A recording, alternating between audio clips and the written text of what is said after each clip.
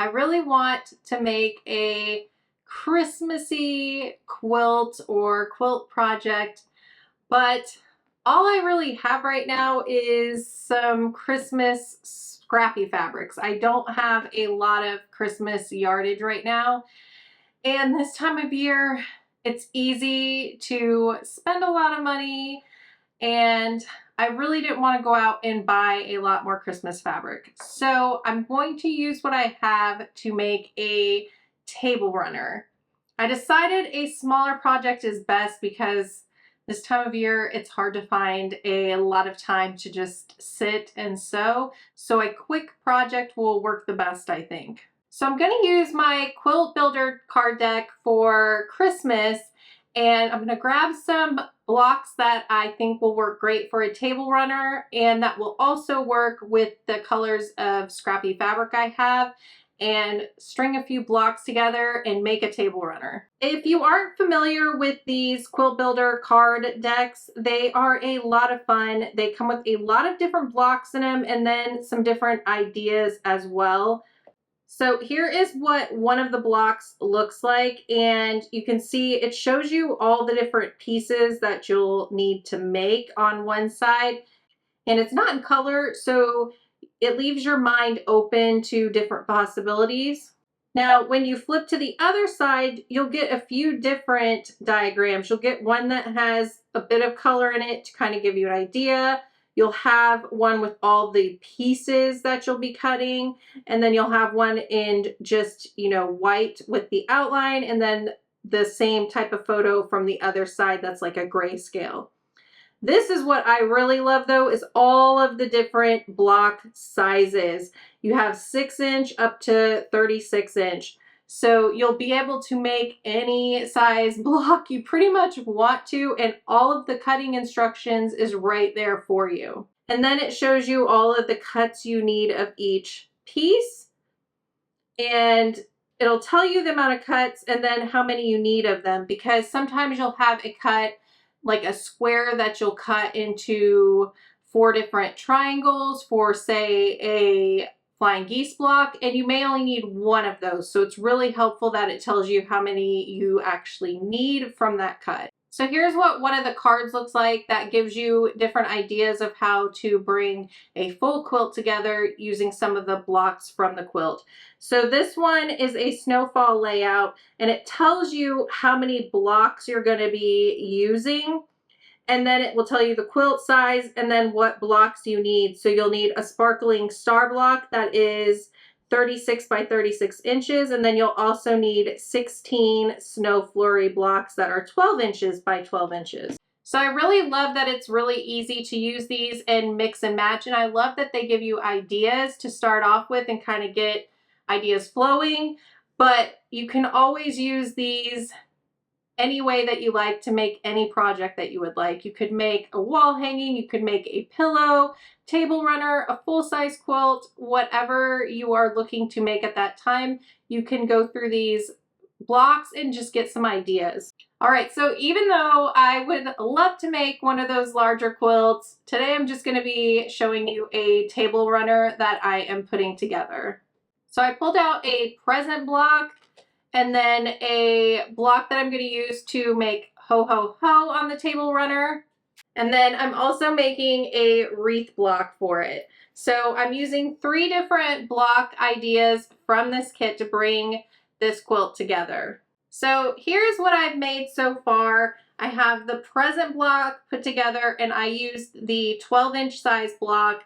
And then for the ho ho ho block, I used the 12-inch block, and I made 2 6-inch blocks.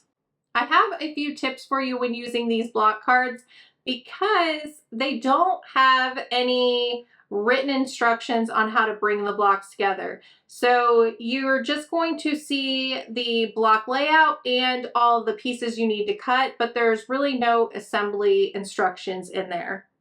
Because there isn't any written instructions, I feel like it is really important to study the block and the layout before you start cutting. So for example, on the gift here, I looked at where all of the labeled cuts would be going, and I made sure to look at the side here and see where they'll all go so I could be careful when I'm cutting my scraps and cutting all my colors to make sure I'm cutting the right fabric to match the labeled cut.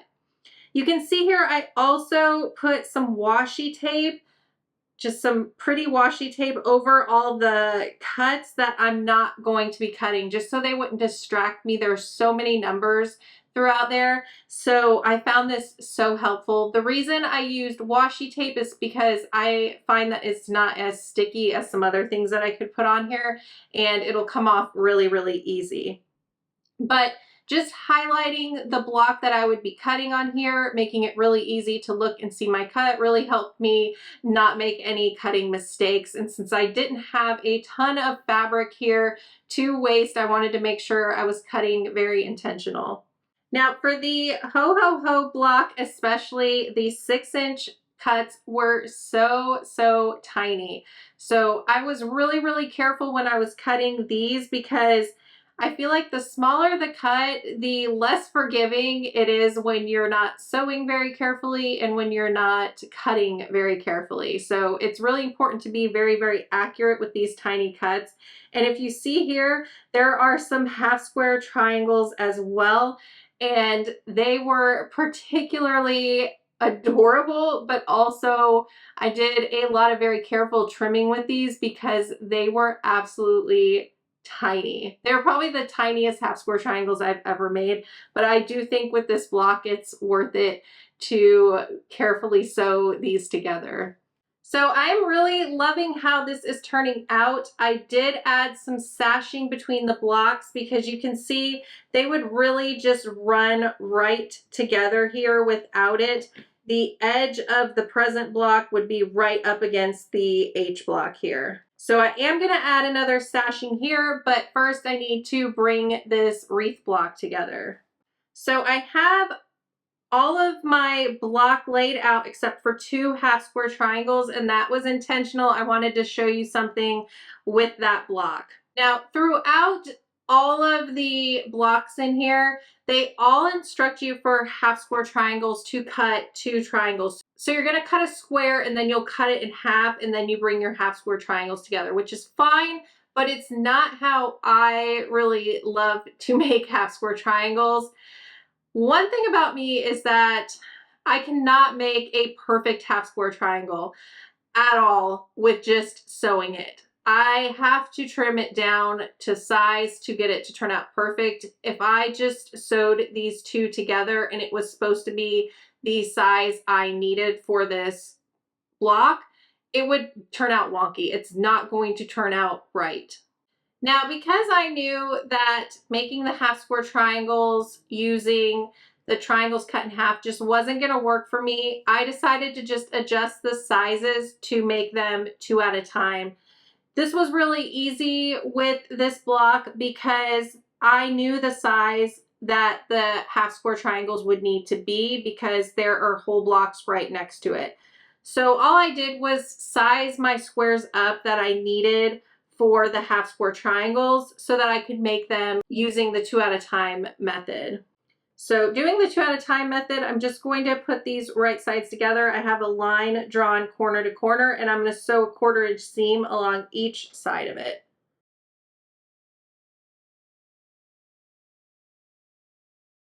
Now I just need to cut this in half right between the 2 sewn lines. And now I'm just going to press the seams with my iron. Right now I'm just going to trim this block down to the size I need.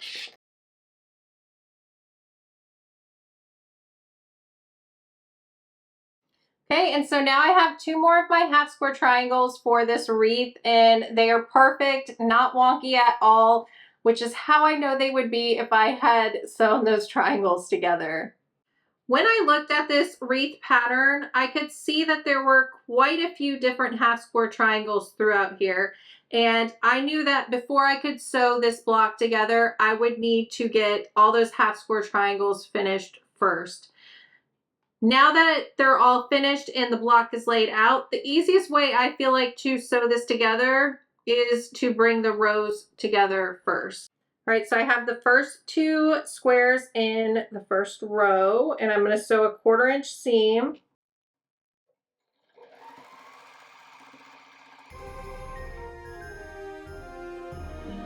Then this is the first 2 squares from row 2.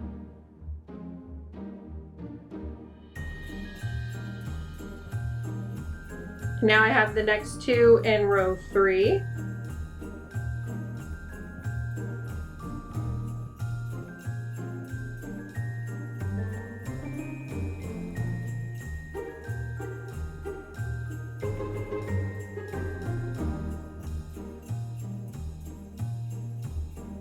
All right, and now we're going to add on the 3rd square in each row.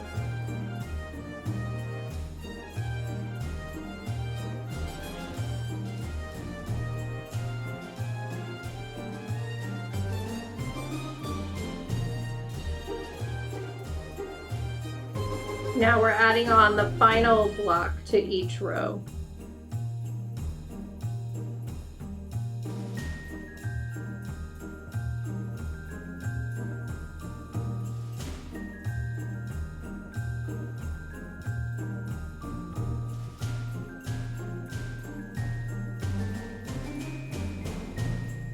All right, so I'm gonna press this really well and then bring all the rows together, and then I'll add on the sashing and this block to finish off the table runner.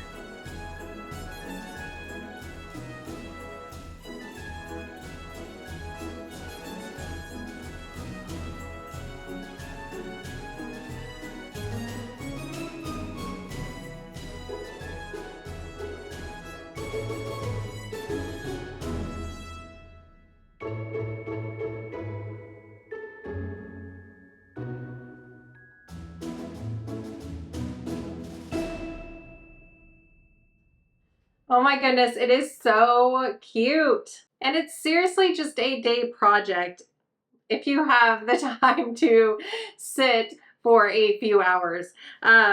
This time of year is crazy though, so maybe a few days, but it's a project you could get done pretty quickly with spare time you have throughout the busy holiday season if you want to put something fun and festive together. I'm really excited to finish up this table runner, quilt it, bind it, and all of that, but I'm gonna need to let it sit for a few days because I'm just not sure about if I should add on a border or not. I feel like it kind of needs one. A lot of the block components just go right to the edge of the block, and I feel like it really needs a frame so that when I bind it, I can see all of this beautiful design here. It's already a pretty big table runner, so I think it would just need a thin inner border and then a beautiful outer border. But with a 12-inch block, how large do you think the outer border should be? That's what I need to think on. And if I'll have enough fabric to do that and still have some backing fabric for the back. So let me know in the comments, what do you think? How wide should the outer border be? And do you think it needs one?